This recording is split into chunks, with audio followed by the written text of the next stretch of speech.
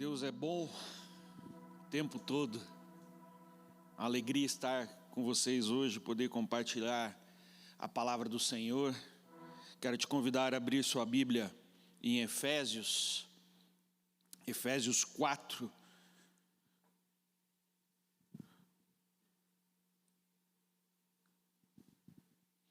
Nós vamos ler a partir do versículo 15. Diz assim a palavra do Senhor: Antes, seguindo a verdade em amor, cresçamos em tudo naquele que é a cabeça, Cristo. Dele, todo o corpo, ajustado e unido pelo auxílio de todas as juntas, cresce e edifica-se a si mesmo em amor, na medida em que cada parte realiza a sua função. Feche seus olhos, por favor. Pai, em nome de Jesus, hoje nos entregamos, Pai, mais uma vez ao seu governo. Entregamos a nossa mente, o nosso coração, para que o Senhor se mova e fale conosco.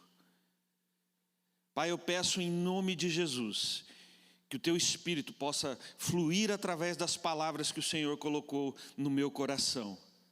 E que a sua vontade se estabeleça por completo na vida de todos nós.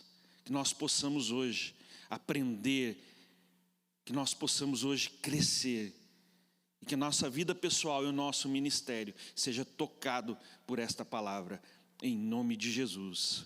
Amém, amém. Amém, queridos? Não é natural nós vermos por aí crianças de 1 ano ou menos correndo. Não é natural se começar uma casa pelo telhado. Na nossa vida pessoal, na nossa vida ministerial, nós temos fases a seguir. Nós temos que começar simples, começar pequeno, e ir crescendo e aprendendo cada dia mais. Não há como começar algo gigantesco pelo final. Pastor Marciano costuma dizer que tudo que nasce grande é monstro. E nós não queremos que a nossa vida seja monstruosa, não é mesmo? E para que nós possamos ter uma vida ministerial próspera, para que nós possamos ter uma vida pessoal com o Espírito de Deus próspera, eu acredito que temos que começar pelo crescimento pessoal. Não há como você querer transbordar algo sobre a vida de alguém se antes você não tiver experimentado em você mesmo. Não há como você querer transbordar algo para a vida de alguém que você não vive. Então não tem lógica alguém se converter e no outro dia já querer ser um pastor, um apóstolo, alguém que ministra a vida de pessoas.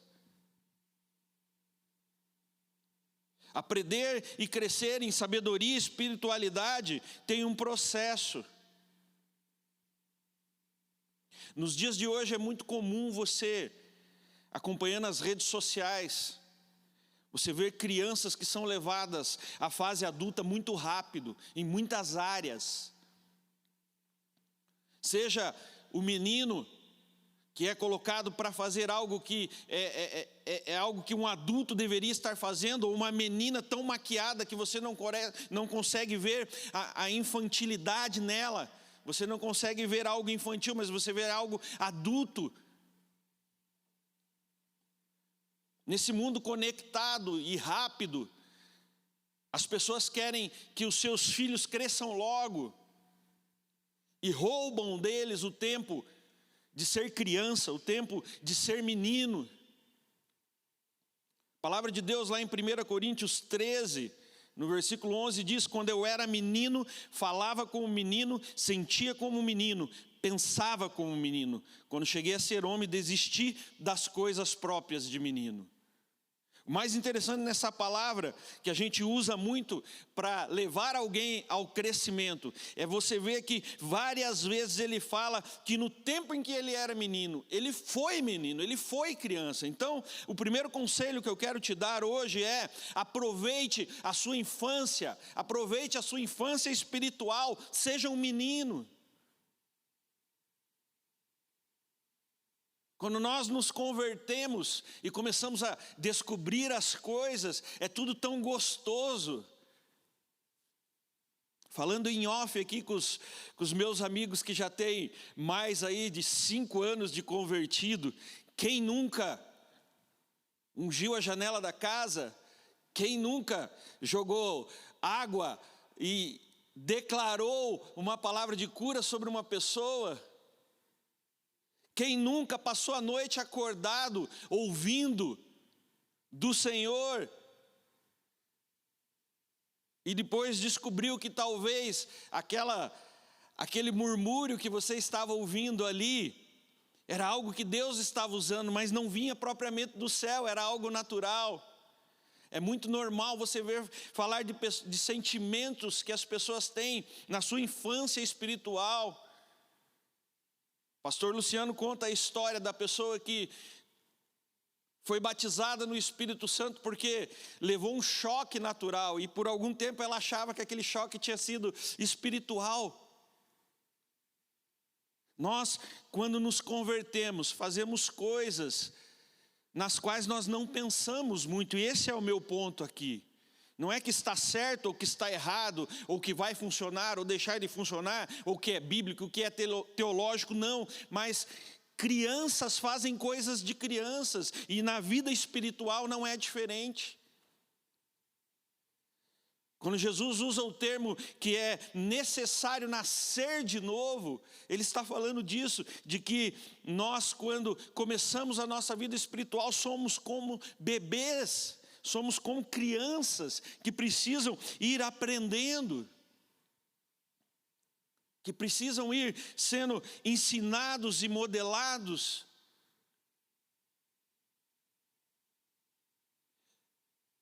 Tem uma pergunta que eu gosto muito de fazer nas casas de recuperação, quando eu estou falando ali com aqueles homens, né, que acabaram de se converter muitas vezes, estão aprendendo de Deus, e aí eles estão ali cheio de espiritualidade, cheio de dogmas, e aí eles começam a achar que eles não podem sentir certas coisas, e eu pergunto para eles: alguém aqui pode se considerar melhor do que Jesus? Que é a nossa referência, porque a palavra de Deus diz que Jesus em tudo foi tentado.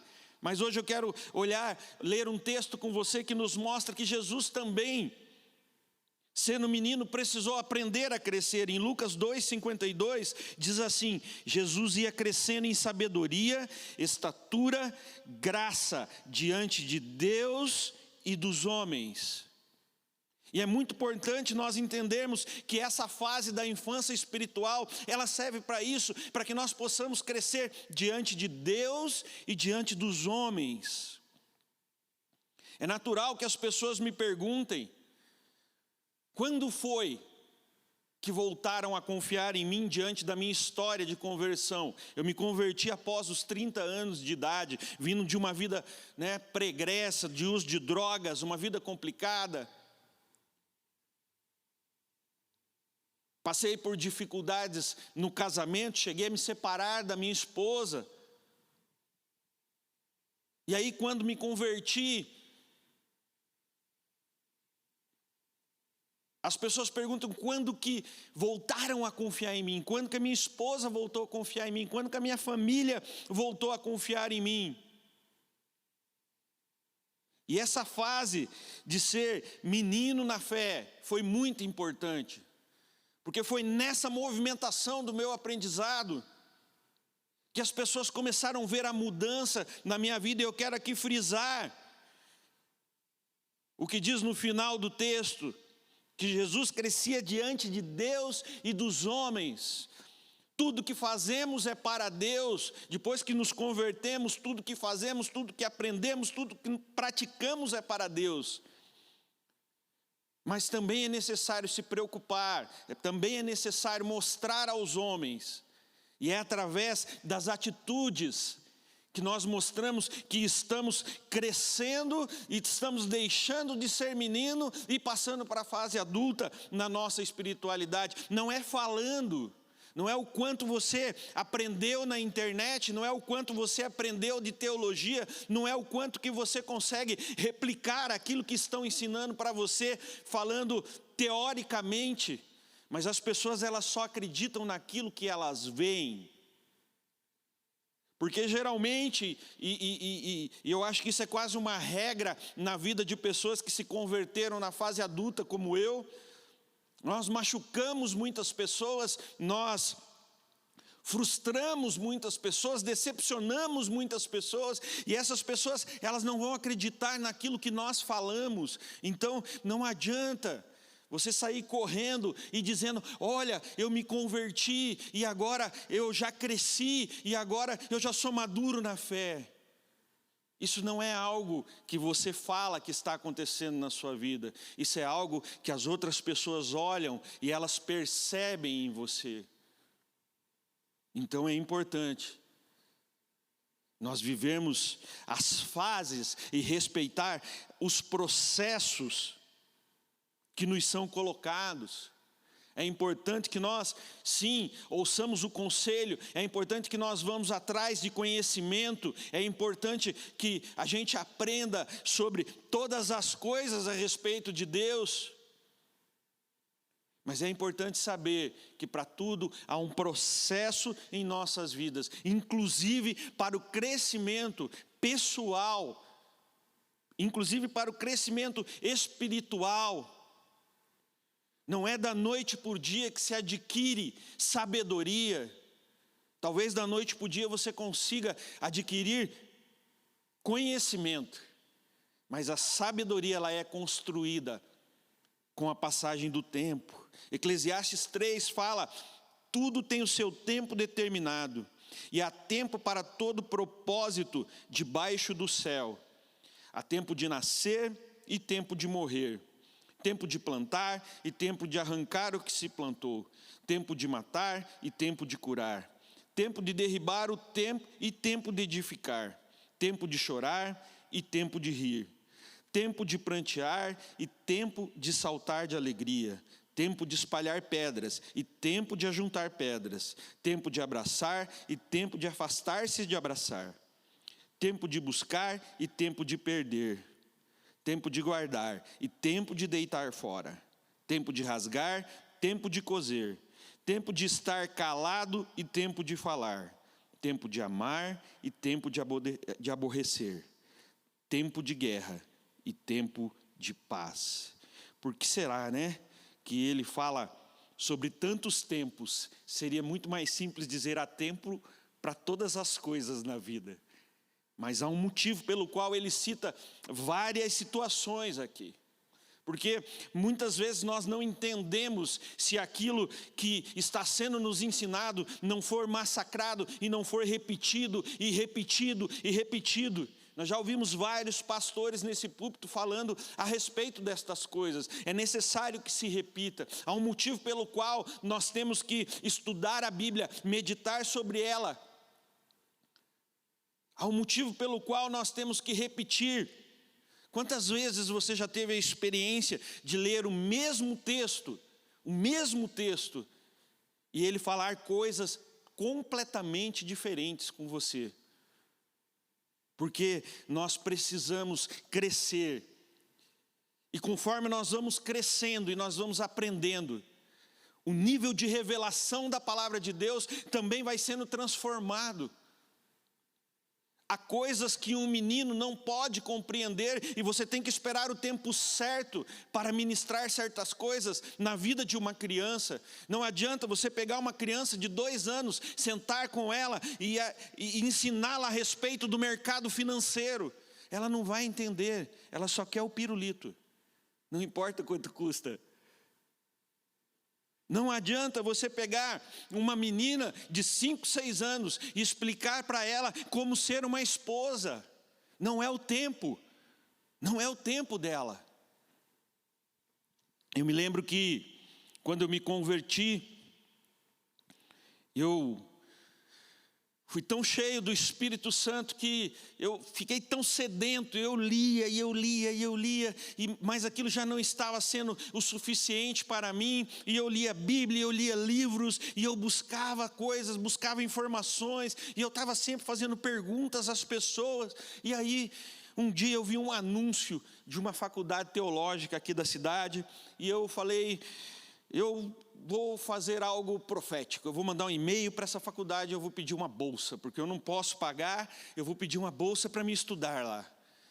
Mas confesso que ainda estava aprendendo sobre fé, e fiz aquilo meio acreditando, meio desacreditando, e para minha surpresa, alguns dias depois, eu recebi uma resposta do diretor daquela faculdade.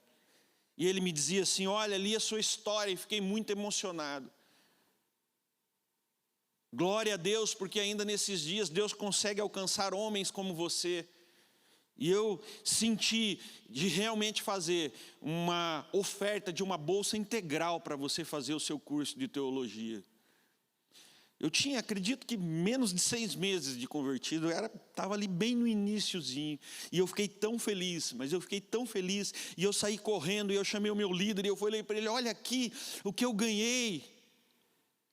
E eu me lembro que a expressão dele não foi de muita felicidade. Ele me olhou e ele falou, cara, preciso ter uma conversa difícil com você. Isso que você ganhou é algo muito bom. Não se discute o quanto isso pode lhe ensinar, o quanto você poderia aprender nesse lugar. Mas eu acho que você ainda é muito novo para entrar num curso de teologia deste porte. Talvez isso vá lhe fazer mais mal do que bem neste momento da sua vida. Porque esse momento é o momento de você aproveitar as coisas pequenas. É o momento de você fazer descobertas em Deus por você mesmo. E eu me lembro que eu fiquei meio frustrado, eu não entendi. Mas hoje, muitos anos depois, eu olho para trás e eu dou glória a Deus pela vida dele.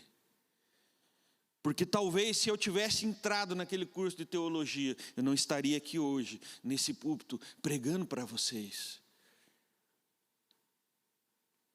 Porque eu não tinha maturidade para descobrir certas coisas ainda. Para descobrir para ter certas revelações que talvez poderiam abalar a minha fé, poderiam me constranger.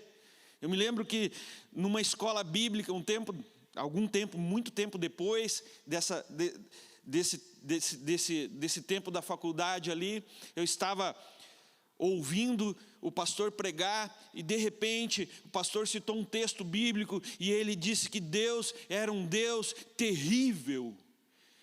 E eu me lembro que eu fiquei tão escandalizado com aquilo, né, porque eu estava experimentando do amor de Deus, e conquistando coisas, e aprendendo coisas, e o amor de Deus, e tudo sendo restituído, e tudo sendo restaurado. Então no final daquela aula eu cheguei para o pastor e eu falei assim, pastor, eu não entendi bem, você disse que Deus é terrível. E ele sentou comigo e pegou a Bíblia e me explicou o porquê daquela declaração. Sabe, eu estava no tempo certo, porque talvez se eu tivesse ouvido daquilo nos primeiros dias da minha conversão, eu tivesse ficado brabo com aquele pastor, eu talvez até teria saído da igreja, porque não tinha maturidade para receber uma explicação, não tinha maturidade espiritual para entender aquela colocação. A maturidade, ela vem com o tempo. É o tempo que constrói todo tipo de maturidade em nossas vidas. Não são informações, é só a vivência que pode fazer você entender certas coisas. E aonde não há maturidade, há um perigo muito grande. Uma das coisas que eu vejo que confrontam muito dentro da igreja, tanto para o lado bom como para o lado ruim, na nossa vida cristã é aprender a lidar com profecias. Quem talvez, como eu, recebeu muitas profecias logo no início da sua caminhada, se não tivesse alguém ali me direcionando, me ajudando, me mostrando como fazer e o que fazer com aquelas informações, talvez eu tivesse me perdido. Quando eu comecei a frequentar uma célula, eu ainda não tinha me convertido, e eu me lembro que era comum eu sair do trabalho, e aí eu ia para um bar próximo da célula, e eu ficava bebendo e me drogando muitas vezes, até o horário da célula, e aí no horário da célula, eu ia lá para a célula, bem alegre, né? Quebrantado, ouvindo, chorando por qualquer coisa, bêbado. E eu me lembro que no final de uma célula dessa, um dia, o pastor sentou do meu lado, e ele falou: olha, Deus colocou algumas coisas no meu coração a seu respeito. Eu falei: ah, é? Conta para mim o que foi.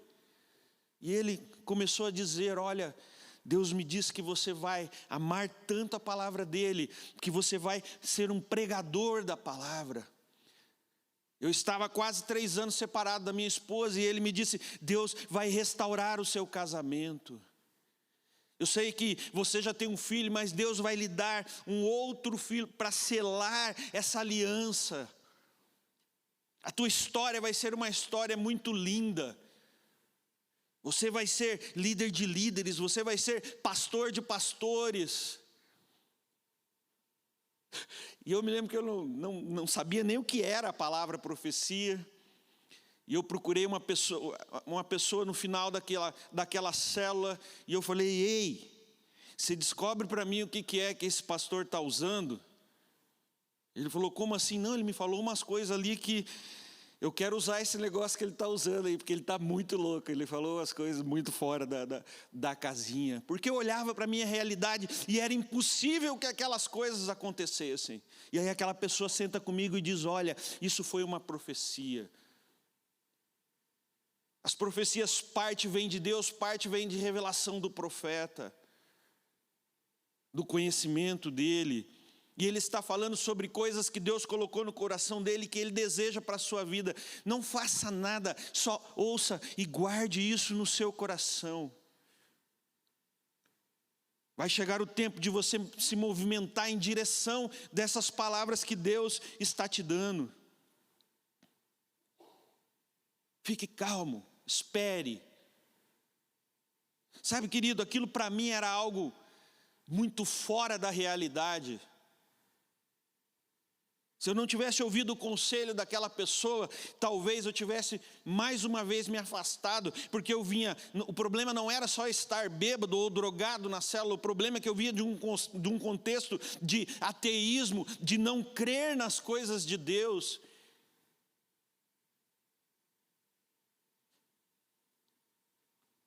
Eu não sabia nem como começar fazer algo para que aquilo acontecesse realmente. Não tinha forças em mim. Eu não conseguia imaginar aquelas coisas que aquele homem falou. Então eu guardei aquelas palavras e eu esperei. Veio a minha conversão genuína, eu tive um encontro com Deus. E no dia em que Jesus me visitou e me disse que eu era uma nova criatura, aquelas palavras voltaram à minha mente.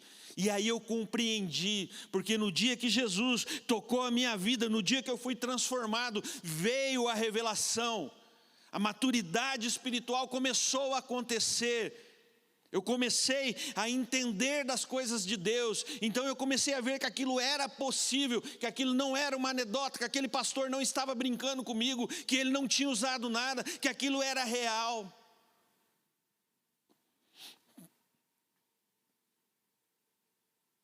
E aí eu comecei a me movimentar, porque também a profecia, ela precisa ser julgada, você precisa ter cuidado com a profecia. 1 João 4,1 diz: amados, não deis crédito a qualquer espírito, antes provai os espíritos se procedem de Deus, porque muitos falsos profetas têm saído pelo mundo afora. Nos dias de hoje nós vivemos coisas terríveis, nós temos que cuidar com profecias, temos que ouvir, temos que consultar os nossos líderes, os nossos pastores, pessoas mais maduras do que nós, que podem nos ajudar a julgar aquilo. Mas também, querido, você não pode entrar num lugar de medo e ficar estagnado, ficar parado. Porque vai chegar o tempo em que Deus vai te dizer: a partir de agora é momento de você se mover em direção à profecia. Um crescimento pessoal depende de você estar atento à voz do Espírito Santo e entender o tempo de se mover e o tempo de ficar parado. Ficar estagnado vai fazer com que nada aconteça. Mas também você tem que fazer apenas a sua parte, e a de Deus Ele fará. A minha parte foi me deixar ser moldado e ensinado pelo Espírito do Senhor e pelas pessoas à minha volta, aquelas que Deus plantou para ser uma liderança, para ser um norte, para ser um farol na minha vida. Então, junto com essas pessoas, as profecias começaram a acontecer. E hoje eu vivo cada palavra que me foi dita naquele dia. Sabe, é muito louco, eu ouvi aquilo tudo e naquele momento aquilo parecia algo irreal. E hoje, mesmo vivendo tudo isso, continua parecendo algo irreal, porque é o sobrenatural de Deus na minha vida. Mas houve um processo para que eu chegasse até aqui. Então eu aproveitei sim o meu tempo de menino espiritual. Eu vivi coisas muito loucas. Eu busquei o sobrenatural de Deus como uma criança sedenta, uma criança atrás de um doce.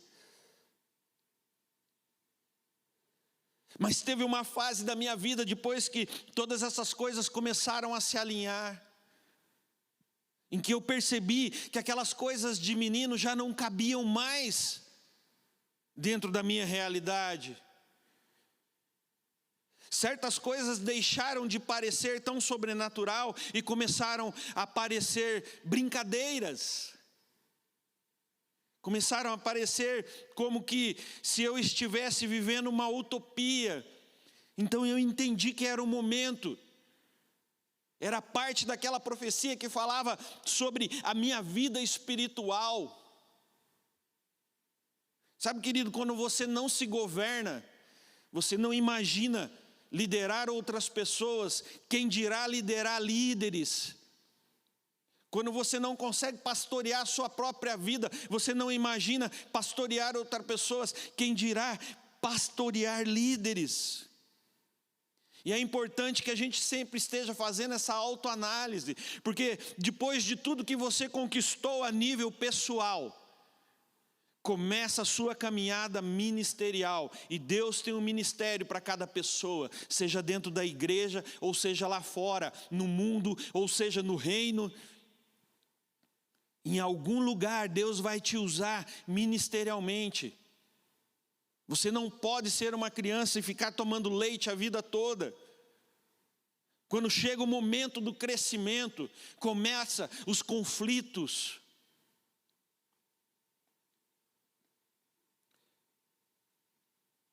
E para você entender quando é hora de você começar a investir na sua vida ministerial, de forma real, de forma concreta, para que ela realmente cresça e floresça.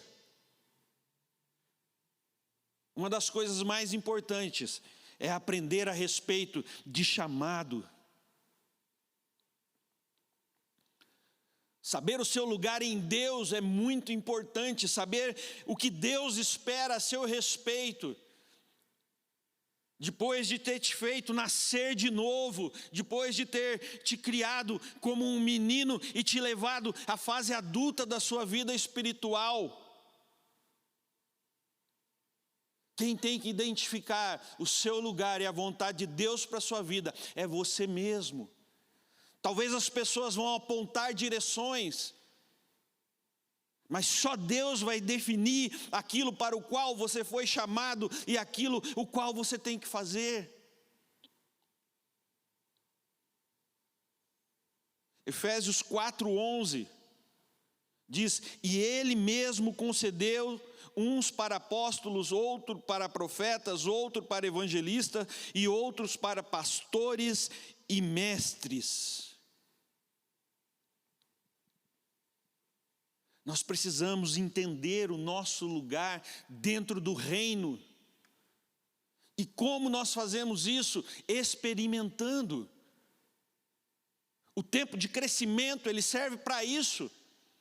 O tempo em que você não está plantado em um ministério, ele serve para isso. Então, esteja disponível. Faça o que você gosta e o que você não gosta. Eu tive uma experiência tremenda com Deus. Depois de dar uma estrutura à minha vida pessoal, eu comecei a ser chamado para dar testemunho daquilo que Deus tinha feito na minha vida. E eu ia um lugar após o outro, falando das coisas que tinham me acontecido no passado e daquilo que Deus estava fazendo na minha vida. E chegou um tempo em que eu comecei a achar que aquilo não era o suficiente. Eu já estava plantado aqui na Alcance Curitiba e eu comecei a orar a Deus e dizer: eu estou aprendendo tantas coisas aqui nesta igreja, eu tenho tido tanta revelação da sua parte, eu queria ensinar. Queria ser como o pastor Luciano, ensinar a palavra de Deus, sem ter que me expor tanto. E naqueles dias, saiu um filme, eu acho que foi um dos primeiros filmes evangélicos que estouraram, que era O Fazendeiro e Deus. E eu fui assistir aquele filme, no meio dele ali tinha uma cena de um homem que tinha se convertido, vindo de um contexto mais ou menos parecido com o meu, e ele vai numa igreja e dá o seu testemunho, e alguém que era muito ruim se converte ouvindo aquele testemunho, e naquele momento o Espírito Santo me visitou e falou: eu te chamei para testemunhar da minha glória na sua vida. Você não precisa se preocupar em ser teologicamente correto, você não precisa se preocupar com aquilo que você vai falar. No momento em que você pegar no microfone, eu vou te direcionar, e é o seu testemunho, o testemunho daquilo que eu fiz na sua vida, que vai transformar a vida de pessoas. Sabe, queridos, naquele momento eu fui tomado de uma convicção de o meu lugar tão grande, que as coisas começaram a acontecer. Foi através desse testemunho que Deus me levou a ser um líder de célula. Foi através desse testemunho que Deus me levou a ser um diácono da igreja. E eu tinha tanta convicção naquele tempo de que o meu chamado era para ser um evangelista, que eu faria cruzadas, E eu me lembro que no dia da minha ordenação ao diaconato, pastor Luciano e pastor Francisco receberam a palavra de Deus me direcionando ao pastorado. E eu preciso confessar algo. Naquele momento da minha vida, eu não tinha muita vontade de trabalhar com pessoas que já estavam convertidas há muito tempo. Porque o meu coração estava voltado para ganhar o não crente, o meu coração estava voltado para trabalhar com os viciados, para trabalhar com os presidiários. Era o desejo do meu coração naquele momento, fazer aquelas coisas. E por falta de maturidade, por falta de maturidade espiritual o suficiente, maturidade ministerial o suficiente, eu achava que aquele seria todo o meu mundo, a vida toda, que eu só lidaria com o não convertido. Depois que ele se convertesse, talvez alguns evangelistas aqui vão se identificar com isso, a minha mente era assim: depois que ele se converteu, eu mando ele lá para a igreja e alguém cuida dele. Então o meu papel é ir enchendo a igreja, e depois, faltava entendimento. E ali naquele momento, o pastor Francisco e o pastor Luciano estavam ministrando sobre a minha vida, e eles disseram: olha, Deus me mostra um caminho diferente daquele que você está seguindo. Deus está te levando ao pastorado. Nesse dia Deus mostra que você vai continuar sim, exercendo as suas funções de evangelista, mas Deus hoje te chama ao pastorado.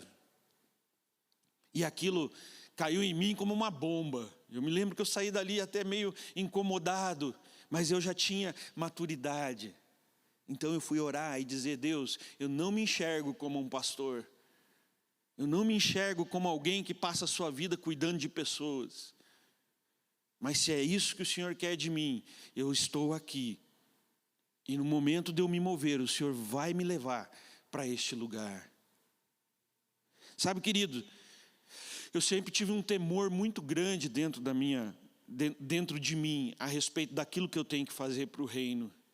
Eu não quero fazer algo para o reino simplesmente porque é gostoso fazer, ou simplesmente porque aquilo me dá prazer.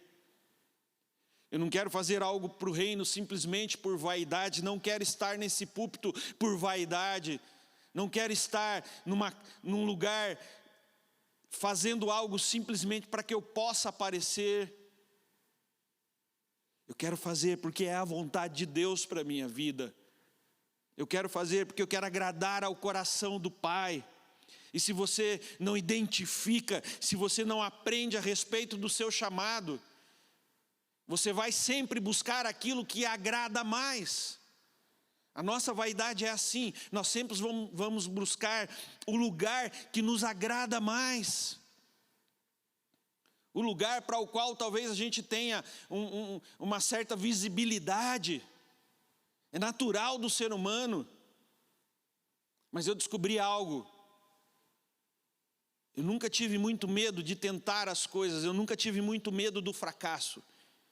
Eu sempre fui alguém que se joga. Mas eu ouvi uma frase, e essa frase ela fica ecoando dentro de mim. Ela diz o seguinte: pior do que fracassar é ter sucesso naquilo que Deus não te chamou para fazer. Talvez como eu, você veja muitos homens de Deus que ao longo do seu caminho desistem. Muitos homens de Deus que, mesmo sem ter uma palavra de Deus, mudam o seu chamado. Ficam pulando de lugar para lugar, de ministério para ministério, porque não sabem o seu lugar. E talvez você já até conversou com homens de Deus que não têm prazer naquilo que fazem. Simplesmente porque não aproveitaram o tempo do crescimento para descobrir a vontade de Deus para o seu ministério. Eu quero voltar ao mesmo ponto do crescimento pessoal, aqui dentro do crescimento ministerial, que é respeitar as fases do processo. Aquele que não respeita o processo que Deus estabelece para um crescimento, seja ele pessoal, seja ele ministerial, em algum momento ele vai descobrir que está no lugar errado, fazendo a coisa errada. E aí não tem jeito, querido, aí tem que voltar. E aí você vê muitas pessoas frustradas nos bancos de igreja, culpando a Deus por um fracasso. Mas ela fracassou naquilo que Deus não pediu para ela fazer.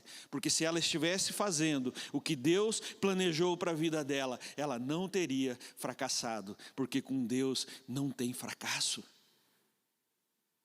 Timóteo 3:1 diz: fiel é a palavra, e se alguém aspira ao episcopado, excelente obra almeja. É necessário, portanto, que o bispo seja irrepreensível, esposo de uma só mulher, temperante, sóbrio, modesto, hospitaleiro, apto a ensinar, não dado ao vinho, não violento, porém cordato, inimigo de contendas, não avarento, e governe bem a própria casa, criando os filhos sob disciplina, com todo respeito. Pois se alguém não sabe governar a própria casa, como cuidará da igreja de Deus? Não seja neófito, para não suceder que se soberbeça e incorra na condenação do diabo. Pelo contrário, é necessário que ele tenha bom testemunho dos de fora, a fim de não cair no opróbrio e no laço do diabo. Sabe, querido, há um processo aqui. Todas essas coisas, para serem conquistadas, elas não vão acontecer da noite para o dia. Você não pode pegar alguém que está levando uma vida totalmente errada, totalmente pregressa, e da noite para o dia ele se torna alguém digno de estar nesse lugar de liderança. Todas essas coisas das quais eles falam nesse texto precisam ser construídas, e para serem construídas, elas têm um processo. Não há como você chegar neste lugar sem começar, por exemplo, pela sua conversão. Tem como pegar alguém que não nasceu de novo, que não enxergou a Cristo como Senhor e Salvador, e colocar ele num lugar de pastor? Tem, e é por isso que a gente vê essas aberrações que estão por aí. Pessoas que não passaram por um processo, que não foram meninos na fé, que não foram adolescentes na fé.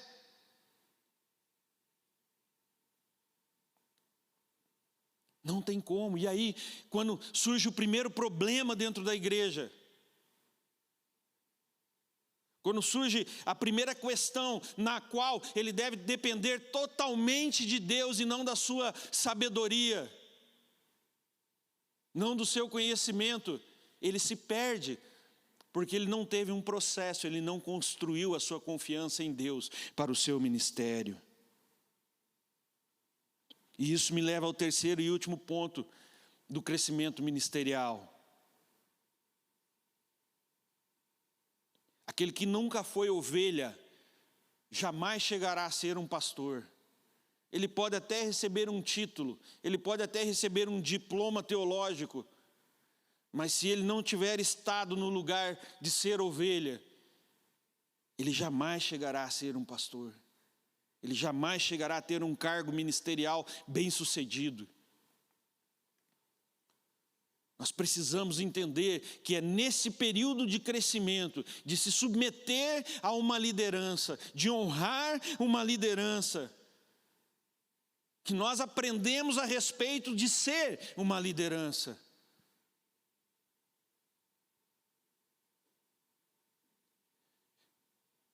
Quando eu cheguei na igreja, eu cheguei com um grupo de pessoas, e depois de um tempo, essas pessoas saíram daqui da Alcance, e eu me lembro que quando o meu líder decidiu sair da Alcance, eu cheguei para o pastor Marciano, falei: olha, o meu líder vai sair da Alcance, e eu não consigo ver você como um bom líder. Na verdade, na minha opinião, você é uma almofadinha, né? Porque eu olhava para ele sempre muito bem trajado, muito bem vestido, com a barbinha muito bem feita, né? Então chamei ele de almofadinha e falei: e eu estou indo embora dessa igreja. E aí, quando eu cheguei para o meu líder e contei o que eu tinha feito, ele falou: cara, eu estava orando e Deus me falou que o teu lugar é no Alcance.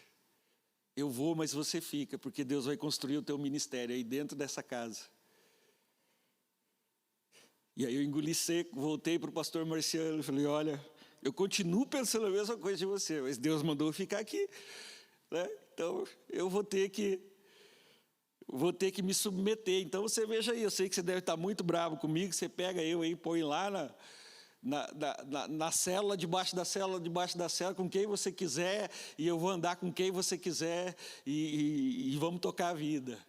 Mas Deus foi muito bom comigo, né? O Marciano, um homem cheio do Espírito de Deus, olhou para mim e falou: olha, eu quero que você me dê uma oportunidade de mudar a sua visão ao meu respeito. Eu gostaria muito que você pudesse caminhar comigo, que você pudesse se deixar ser liderado por mim.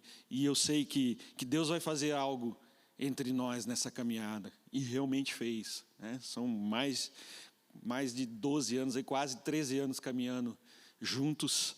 Aprendi muito, muito, muito com o pastor Marciano. Apesar de sermos completamente diferentes pela vida que vivemos, ele era o líder que eu precisava. Ele era a pessoa que tinha que estar na minha vida durante esses anos para transformar a minha mente.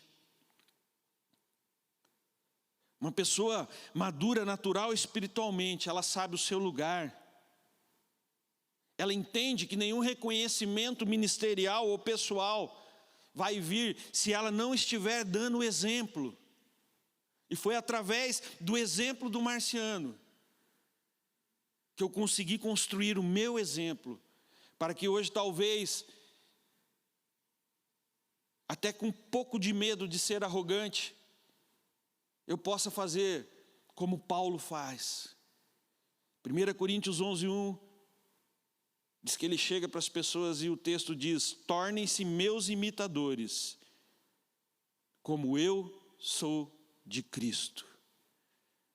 Sabe, queridos, com o tipo de pessoas que eu trabalho, com o chamado que Deus me deu, se eu não puder dizer isso, o meu evangelho é vazio, o meu ministério é vazio. Se eu tiver que convencer as pessoas de quem eu sou, através das palavras, não vai funcionar. Porque eu sou daqueles que faz parte do time dos improváveis, daqueles que talvez as pessoas não esperavam muito. Eu já estive naquele lugar em que as pessoas olhavam para mim e diziam: isso aí não vai dar em nada, isso vai acabar na cadeia ou vai acabar no cemitério. Mas para aprender, para crescer, para estar onde eu estou hoje, foi só aprendendo que eu só conseguiria chegar a algum lugar na dependência total do Senhor.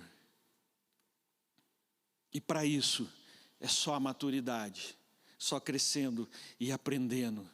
Para isso, para entender que nunca seremos ninguém sem Jesus em nossas vidas, sem nos deixarmos sermos moldados, sem aprendermos no tempo de menino, para depois crescer, e daí sim querer replicar numa vida ministerial aquilo que aprendemos.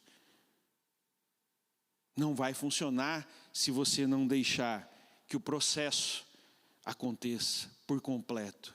E cada vez que esse processo é quebrado, nós temos que voltar para o lugar aonde ele foi quebrado e recomeçar novamente. E é por isso que nós vemos às vezes muitos irmãos entrando e saindo de igrejas, entrando e saindo de ministérios, frustrados porque ainda não conseguiram deixar a sua marca no reino, frustrados porque ainda não conseguiram se sentir completos no reino, porque quebraram processos. Hoje eu quero te convidar a fechar os teus olhos e buscar em Deus onde foi que talvez esse processo.